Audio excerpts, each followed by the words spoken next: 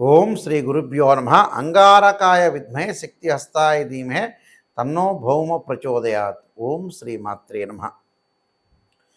కుజగ్రహము భూ వివాదాలు, గృహ నిర్మాణము, వ్యవసాయము, ప్రమాదాలు, గొడవలు, తగాదలు, కోర్టు సమస్యలు, ఈ కెమికల్ కంపెనీసు, మెడికల్ ల్యాబొరేటరీసు, ఇవన్నీ కూడా తెలిపేది ఏమిటంటే అంగారగ్రహం.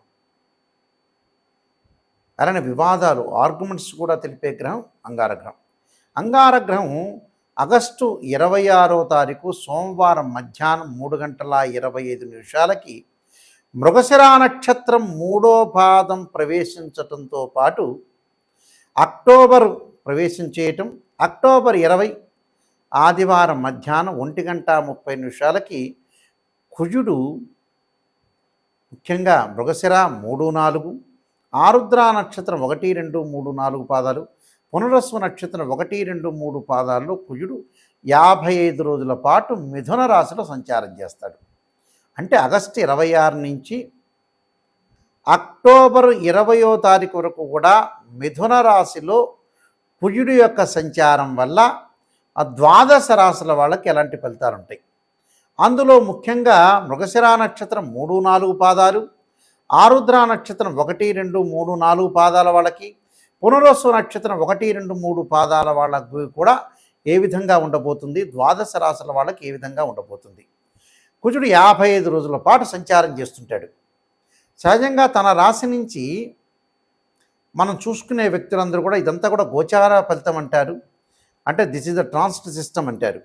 3, 6, 11 స్థానాల్లో ఉంటే కుజుడు మంచివాడు, మిగతా స్థానాల్లో ఉంటే మిశ్రమైన ఫలితాలు జరిగే అవకాశాలు, చెడు ఫలితాలు జరిగే అవకాశం అనేది ఒకటి ఉంటుంది. ద్వాదశ రాశుల వాళ్ళకి ఏ విధంగా ఉండబోతుందో ఒకసారి మనం పరిశీలన చేద్దాం. తులారాశి వాళ్ళకి భాగ్యంలో కుజుడు యొక్క సంచారం వల్ల అధికారుల నుండి ఒత్తిడి కొద్దిగా వచ్చే అవకాశం ఉంటుంది. కాబట్టి ఒత్తిడికి గురి కాకుండా చూసుకోండి. భూ సంబంధమైన వ్యవహారాలు, భూములు కొనుగోలు చేయటం, ఆర్థిక పరంగా లావాదేవీలు బాగా ఉంటాయి, ఆర్థిక పరంగా అనుకూలంగా ఉంటుంది. వ్యవసాయ భూములు, అలానే ఇళ్ళు కొనుగోలు చేయటం, ధార్మిక కార్యక్రమాలు, శుభ కార్యక్రమాల్లో పాల్గొనటం, కెమికల్ కంపెనీ వాళ్ళకు కూడా అనుకూలంగా ఉంటుంది. స్థానచలనం, ఆరోగ్యపరంగా ఇబ్బందులు గురి కాకుండా ఉండటం, ధనాన్ని పొదుపు చేయటం, విరోధము, శరీరం రుగ్మతలు రాకుండా కాపాడుకోండి. అంటే విరోధ భావాలు రాకూడదు. ఎవరితో అయినా సరే లౌకికంగా అటాచ్మెంట్ తోటి ముందుకు వెళ్ళండి. దాంతోపాటు భూ వివాదాలు జరగకుండా, భూమి వివాదాల్లో కానీ మనం ఇళ్ళు కొనుగోలు చేయటం కానీ బిల్డర్స్ తోటి గొడవలు జరగకుండా చూసుకోండి. రియల్ ఎస్టేట్ రంగం వాళ్ళకు కానీ, అలానే ప్లాట్లకు సంబంధించిన విక్రయించే వ్యక్తులు కానీ, ఇళ్ళు అమ్మకాలు కొనుగోలు చేసే వ్యక్తులు కూడా ఏదైనా సరే బిల్డర్స్ తోటి, ఓనర్ తోటి కొంత జాగ్రత్తగా వ్యవహరించడం చాలా మంచిది. కోర్టు సమస్యలు, కోర్టు సమస్యలకి తావు రాకుండా చూసుకోండి. రుణ బాధలు తగ్గిపోతాయి వీళ్ళకి. అధిక ప్రయాణాలు, అగ్ని ప్రమాదాలు రాకుండా చూసుకోండి. విద్యుత్ విషయంలో శ్రద్ధ పెట్టండి. అంటే ఎలక్ట్రిసిటీ డిపార్ట్మెంట్ వాళ్ళు కానీ, ఫైర్ సంబంధించిన మ్యాన్స్ కానీ, ఆ డిపార్ట్మెంట్లో పనిచేస్తున్న వ్యక్తులు ఇలాంటి విషయాల్లో కొంత శ్రద్ధ పెట్టడం మంచిది. అంటే మనం రాకుండా చూసుకోవాలి. వాహన ప్రమాదాలు, దీర్ఘకాలిక వ్యాధులు ఉన్న వ్యక్తులు కూడా ఆరోగ్యాన్ని కొంత పట్టించుకోవాలి. ఏముంది లేని మనం నెగ్లెక్ట్ చేయకుండా పట్టించుకోవడం చాలా మంచిది. కొన్ని విషయాలు కాలయాపన, బంధువులతోటి, స్నేహితులతోటి ఎంతవరకు మనం ప్రవర్తించాలో అంతవరకే ప్రవర్తించి ముందుకు వెళ్ళండి. అంటే విరోధ భావాలు మన జీవితంలో కలగకుండా చూసుకోవాలి. అధిక శ్రమ, ఇంటిలో కొన్ని పనులు జాప్యం జరుగుతుంటాయి. గృహ నిర్మాణం చేపట్టే అవకాశాలు ఎక్కువగా ఉంటాయి. అంటే గృహ నిర్మాణం చేపడుతూ ఉంటాడు. అంటే కుజుడి వల్ల కొన్ని మంచి చెడుల యొక్క మిశ్రమం అనేది బాగా ఎక్కువగా ఉంటుంది. కాబట్టి మీరు ఇబ్బంది పడాల్సిన పనులు, ఆరోగ్యపరంగా ఏదైతే నేను పరిహారాలు అని చెప్పానో ఆ పరిహారాలు చేసుకొని ముందుకు వెళ్తే మంచి జరుగుతుంది. స్త్రీల వల్ల కూడా కొంత ఏదైతే కొన్ని కష్టాలు వచ్చే అవకాశం ఉంటుంది. కాబట్టి ఆ స్త్రీల వల్ల కొంత జాగ్రత్త పడటం చాలా మంచిది. కొన్ని నేను చెప్పిన పరిహారాలు చేసుకొని అంగారకుడి యొక్క స్తోత్ర పారాయణాలు కానీ, అలానే అంగారక గ్రహానికి పారాయణం చేయటం కానీ, లేకపోతే నవగ్రహాల యొక్క ప్రదర్శన చేయటం వల్ల కూడా జరుగుతుంది. నేను కొన్ని పరిహారాలు చెప్తున్నాను, మీరు తెలుసుకోండి. ఈ రాశి వాళ్ళందరూ కూడా అంగారకుడి యొక్క అనుగ్రహాన్ని మనం ఎప్పుడూ కూడా పొందాలంటే కొన్ని మార్గాలు ఉన్నాయి. వేదాల్లో చెప్పినట్టుగా అంగారకుడి యొక్క జపం చేసుకోవాలి. ఏం జపం చేయాలి? అంగారకుడి యొక్క గాయత్రి మంత్రం ఉంటుంది, అంగారకుడి యొక్క శ్లోకము ఉంటుంది. మంగళవారం రోజున ప్రాతకాలంలో కానీ ప్రదోష కాలంలో కానీ చేయాలి. ఏ మంత్రాలు చేయాలి?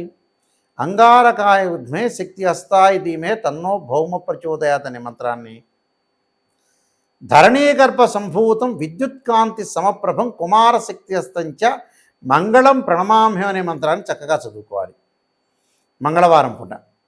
అంటే ప్రతి మంగళవారం కూడా 21 సార్లు కానీ, 27 కానీ, 54 కానీ, 108 సార్లు కానీ చదవటం చాలా మంచిది. ఒక మంగళవారం రోజున మనం చేయాల్సిన పని ఏమిటి అని అంటే, రాహుకాలంలో దీపం పెట్టాలి. ఒక మంగళవారం చక్కగా ఎప్పుడు పెట్టాలి? కుజహోర ఉంటుంది ప్రాతకాలంలో, కుజహోరలో పెట్టడం ఒకటి. కందులతో చేసిన ఏదైనా సరే ప్రసాదాన్ని తయారు చేసి ఒక దేవాలయాన్ని ఇచ్చి మంగళవారం రోజునే మనం తయారు చేయాలి ఇంట్లో. మంగళవారం రోజునే ఆ దేవాలయంలో ప్రధాన అర్చకులకు ఇవ్వాలి. వాళ్ళందరూ కూడా వితరణ చేస్తారు, వాళ్ళందరూ కూడా ప్రసాదం అనేది పంచుతుంటారు.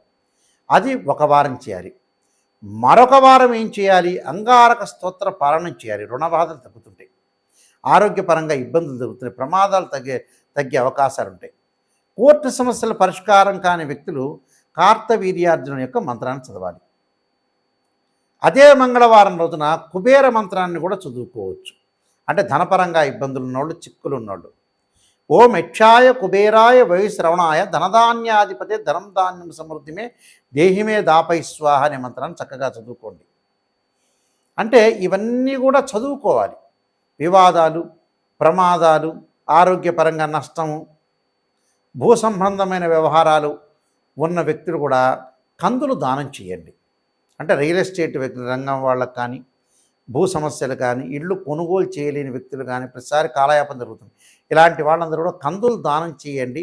బ్రాహ్మడికి కందులు రాత్రిపూట నానబెట్టి ఉదయం పూట ఆవుకు పెట్టండి. వీలైతే అంగారక జపాన్ని చేపించండి. దీనికంటే శ్రేష్టమైంది ఏంటంటే 10 శివలింగాలు పెట్టి అంగారక పాశుపతాశ్రుద్రాభిషేకం. కుజదోషం అంటారు. 2, 4, 7, 8, 12 స్థానాల్లో ఉంటే కుజదోషం అంటారు.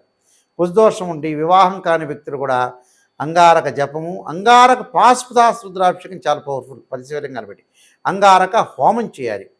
అలానే కందులు దానం చేయాలి. ఎర్రని వస్త్రంలో కందులు పెట్టి దానం చేయటం. అంగారకుడి యొక్క అభిషేకాన్ని చెరుకు రసంతో చేయండి. అంటే చెరుకు రసం, పండ్ల రసంతో అభిషేకం చేస్తే చాలా మంచిది. నేను చెప్పిన ప్రక్రియలన్నీ కూడా ఒక్కొక్క వారంలో ఒక్కొక్కటి చేస్తూ ఉండండి. ఎందుకంటే మనకి 55 రోజుల కాలంలో చాలా మంగళవారాలు వస్తాయి కాబట్టి అప్పుడు చెయ్యండి. చేస్తే చాలా మంచి జరిగే అవకాశాలు ఉంటాయి. సహజంగా కుజుడు 45 రోజుల పాటే ఉంటాడు. ఈసారి ఏంటంటే ఒక రకంగా ఒక 55 రోజుల కాలం పాటు కుజుడు ఉంటాడు కాబట్టి మనం చక్కగా అంగారకుడి యొక్క ప్రార్థన చేస్తే మనకి అన్ని మంచి జరిగే అవకాశం ఉంటుంది.